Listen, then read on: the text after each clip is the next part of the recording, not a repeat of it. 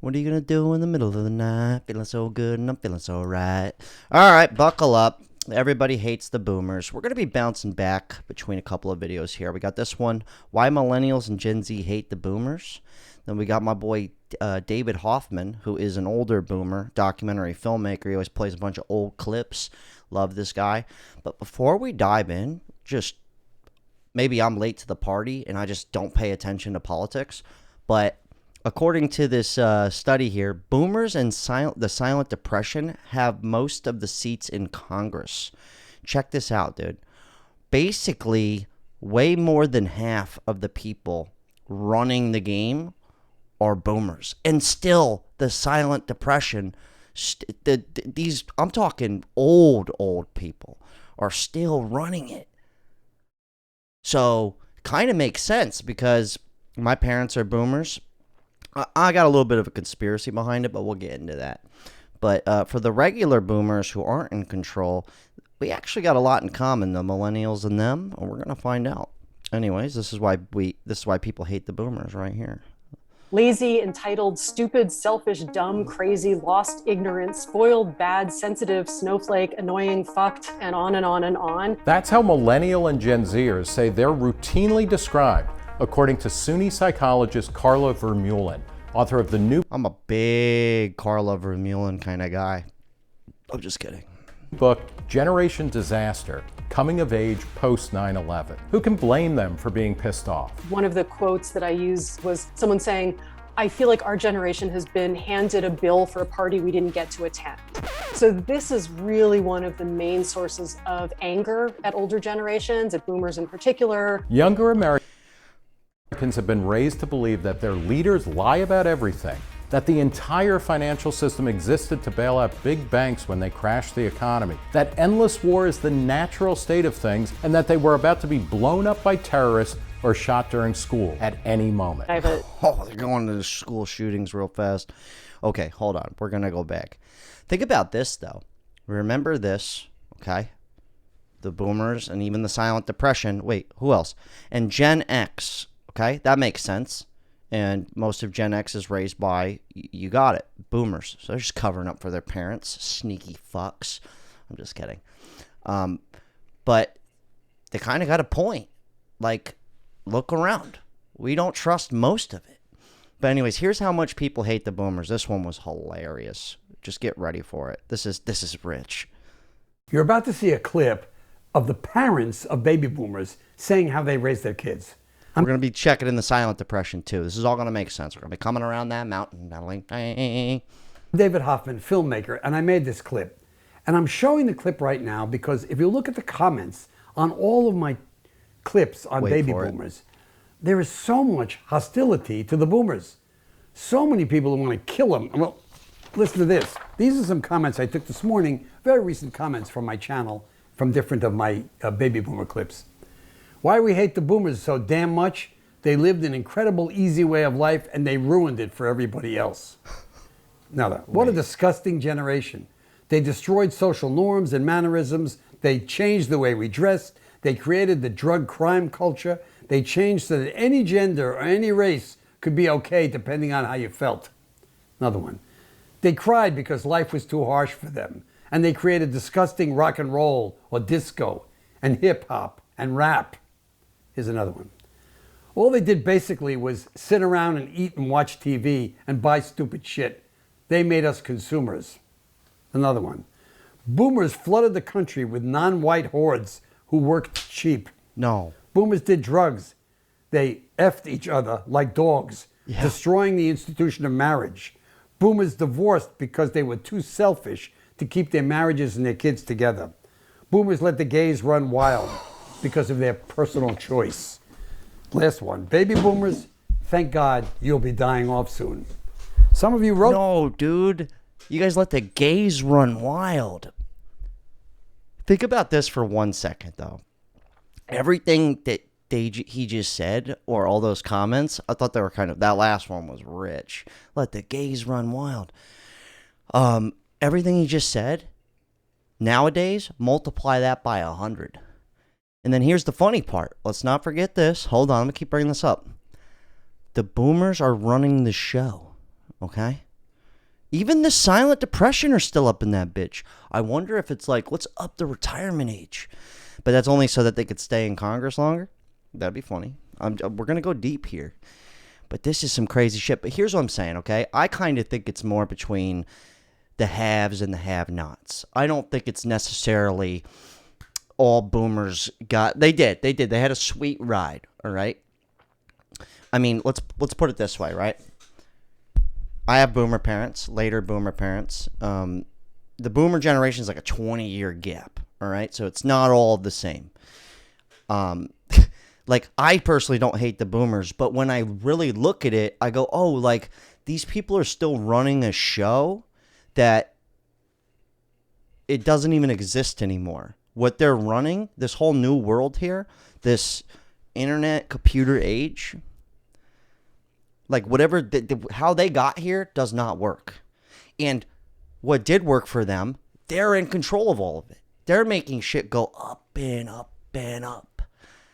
So, yeah, fuck you guys. No, I'm just kidding. I don't look at it like that. I think it really is the haves and the have-nots. Because a lot of boomers, my parents were fucked at the end of their lives. They both passed.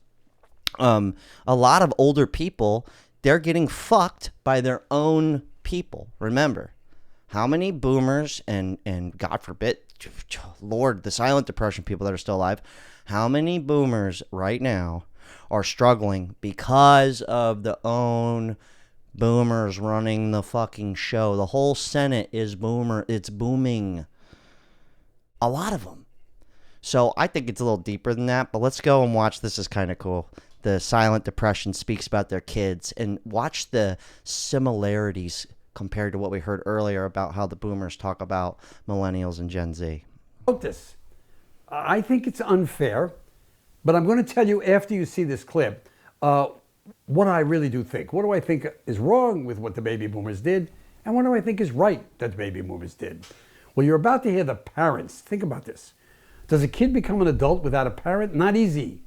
If the baby boomers are who some of you say they are, many of you say they are, then the parents are responsible, really. Damn and right. These are the parents kind of defending themselves, because back in 1989 when I did this, I was asking parents, hey, are you responsible for your kid? Did you make this kid?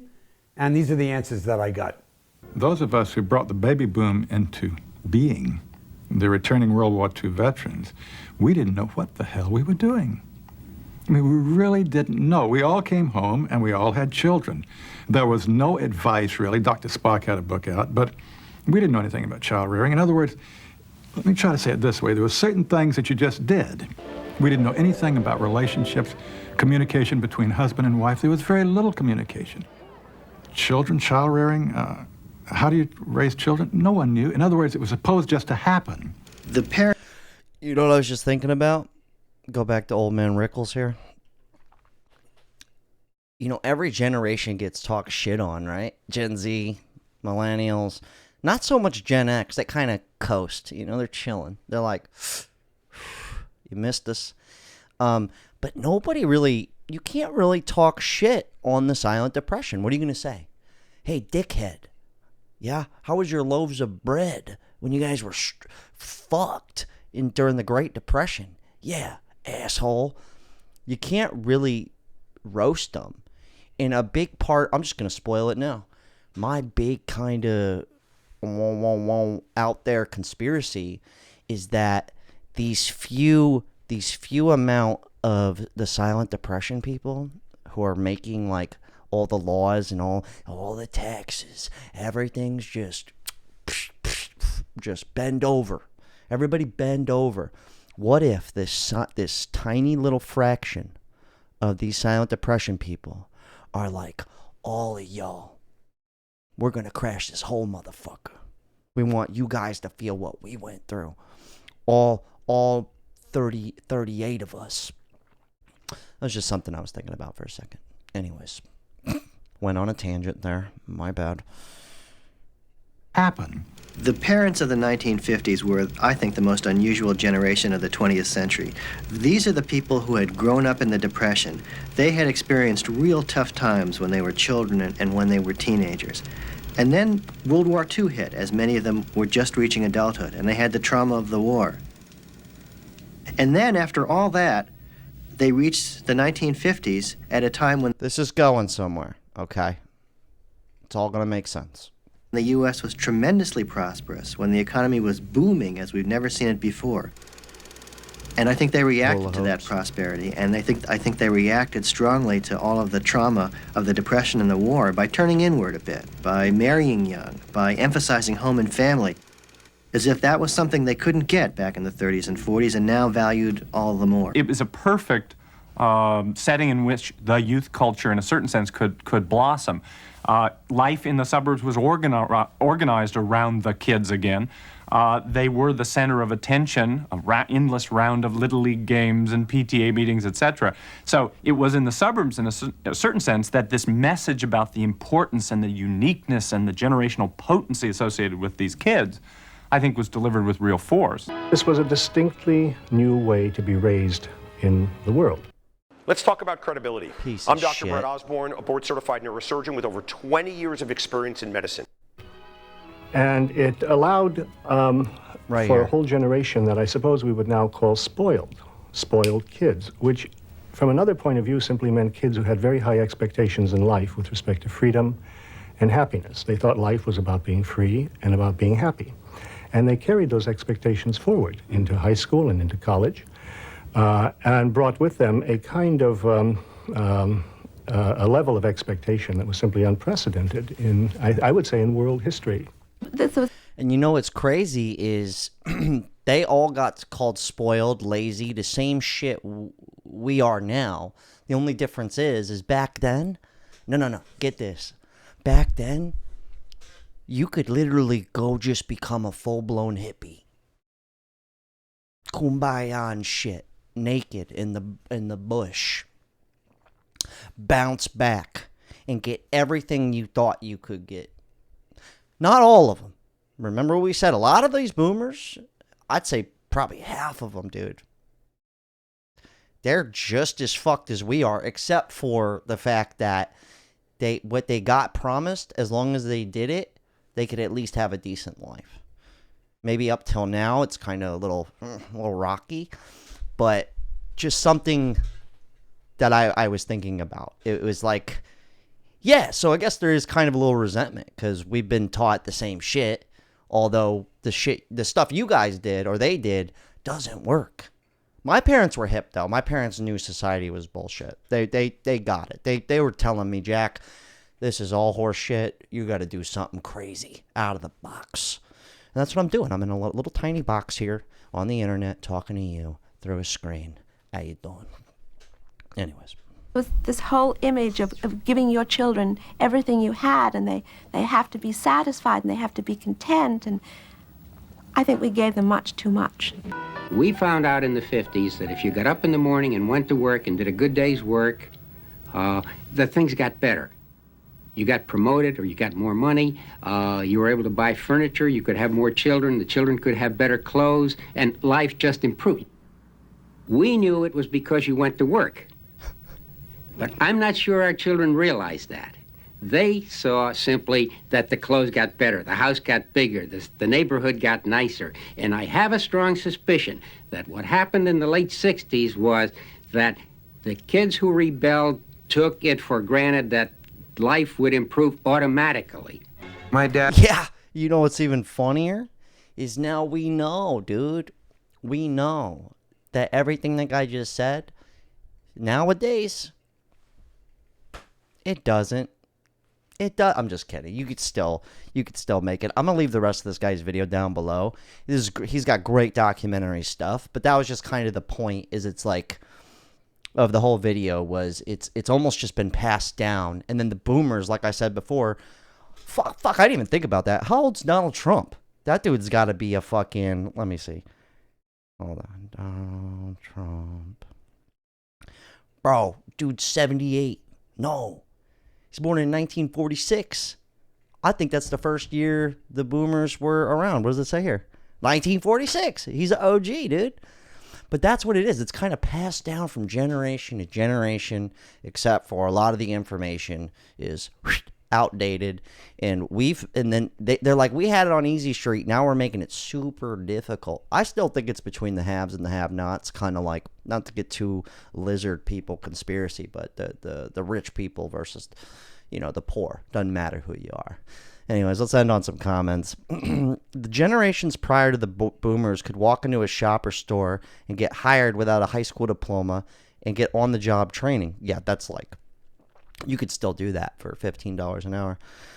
The worst thing parents can do is spoil their kids without teaching them how to work to defend themselves. Yeah, I mean, now it's kind of like, I feel parents who are paying for their kids even up till 30, in their 30s, which is a real thing. It's almost out of necessity. It's not even more so of a spoiled deal. It's kind of, they're going to fall and eat shit, and they're going to, they don't want them to go homeless, because it's gotten to that point. But I do agree. And also, like, you could raise your kids the best you can. Like, my parents, I call it the Mr. Miyagi effect. My parents raised me great. But I was a little fuck from like 17 to like 24. I was a little shit. But everything they kind of instilled with me, with like the work ethic, my dad's hustler mentality, my mom's kindness, that stuff all came to light a little later.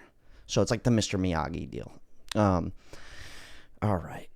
I am Gen X. I always thought that if I did what my parents did or better, that I would have what they have. I found that I have to jump through more and more hoops than they ever did at a much greater financial costs. I think that if future generations had reaped the same financial rewards as the baby boomers did with the housing and education, then they would have forgiven them. Yeah, of course, dude. Like, if things were still peaches and cream, we'd all be this. We wouldn't even be having this discussion. I think young people now are so frustrated when they are told they just have to save, get a deposit for a house. Yeah, all the old information, fucking suck it, dude. Suck several you-know-whats. Nobody ever talks about Gen X. Yeah, they're under the radar. I'm only 21, and I love these kind of analysis and discussions. If everyone could set aside the need to blame it all on the generation wars, I think we'd be a lot more capable of solving problems, from my perspective. The whole okay boomer thing is in a response to the exhaustion of eventual resulting apathy of feeling like you are required to give full detailed explanation to someone isn't going to listen. There are good, bad people in every generation, and I choose to surround myself with open-minded, curious people from all generations, learn from them. Humanity is a team effort, and I refuse. Oh, wow, dude, that one was good, man. I'm gonna leave both of these channels down below. David Hoffman's my guy. He actually just had a stroke recently. Maybe go show the guy some love. This one, they start talking about school shootings and shit, which I do get. Ever since we were kids, millennials, me in 6th grade, we watched buildings get blown up by airplanes and people die on live TV. Then social media happened. You know what I mean? It's a bit much to take in. Then Gen Z is just raised on this bitch. Lord knows about the generation after them. They're going to see through all the bullshit. But anyways, you guys leave your thoughts. That's just kind of my deal. I thought this was mind-blowing, the fact that the boomers and the silent generation are still holding most of, who's kind of running the big show. Hey, man, I honestly bring it back down to reality. It's the same shit passed down from generation to generation. And history repeats itself. We're going to have another group of the silent depression, probably nowhere near as bad, I would hope. And I really do think it's kind of just the haves and the have-nots. I really do. I mean, think about how many boomers and everybody who are just as fucked as the rest of us. Anyway, solid talk. You guys leave your thoughts. You guys want to cop a shirt, you can. I appreciate everybody that did buy a shirt, the RLP Classic. Link down below. It really does mean the world to me. I love you so much. I've even had some boomers buy shirts, and I love them too. God, solid talk. That was fun.